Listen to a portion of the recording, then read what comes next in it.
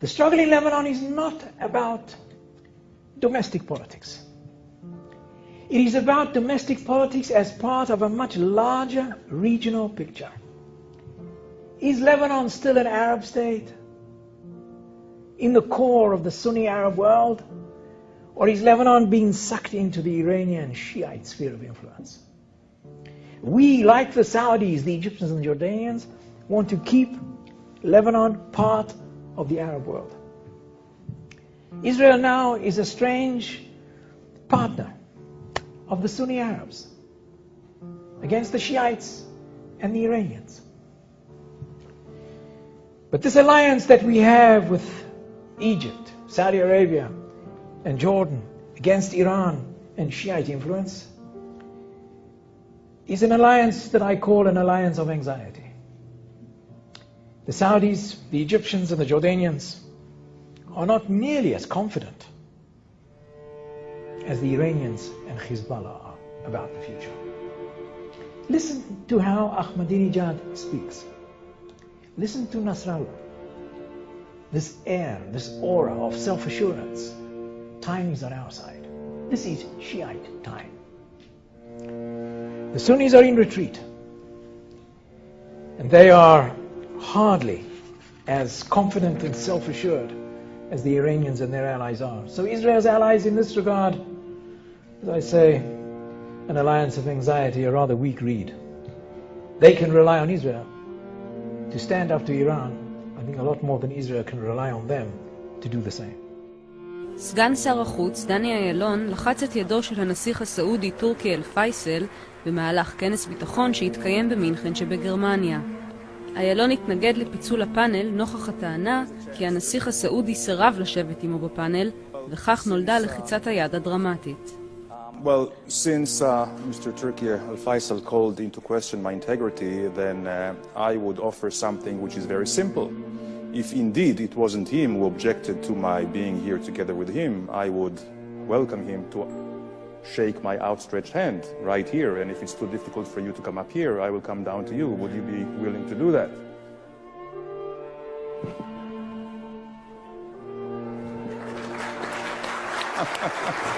Very good.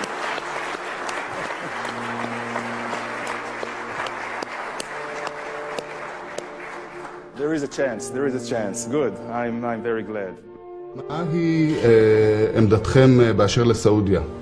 האם היחסים שלכם עם סעודיה השתפרו, והאם יש שיתוף פעולה בין המדינות? יש לנו הרבה אינטרסים משותפים שאנחנו יכולים לקדם אותם בכלכלה, במדיניות, בתפיסות אזוריות. אני גם מאמין שסעודיה רואה כמונו שיש סכנה גדולה מאוד מהתפשטות הטרור על ידי גורמים קיצוניים. ואני מצפה שהמשטר הסעודי, כמו משטרים אחרים, יפעלו נגד כוחות מסוכנים אלה.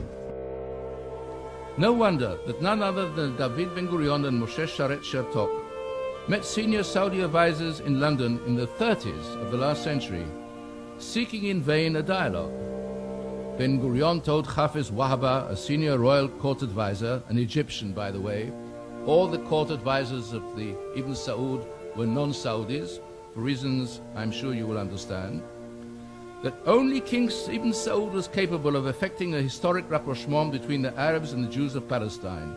This is what Ben-Gurion said to Wahaba. In fact, ladies and gentlemen, the Saudis never really helped the Palestinian Arab population in Palestine, either with financial aid, and they have a few finances at their disposal, as you might guess, or significant military support. Successive Saudi peace plans culminated in the Saudi initiative of Crown Prince, now King Abdullah, promoting a permanent settlement of the Israeli-Palestinian conflict. And may I remind you that the original Saudi plan made no mention at all of the Arab refugee issue. I wonder why. This was realpolitik in its purest form. Less than a month ago, Prince Salman, the Crown Prince of Saudi Arabia, stated publicly that the policy of the realm in the Middle East could be summed up in two words: security and stability. Security within, and stability without. Ladies and gentlemen, does this not mirror exactly what Prime Minister Netanyahu is seeking?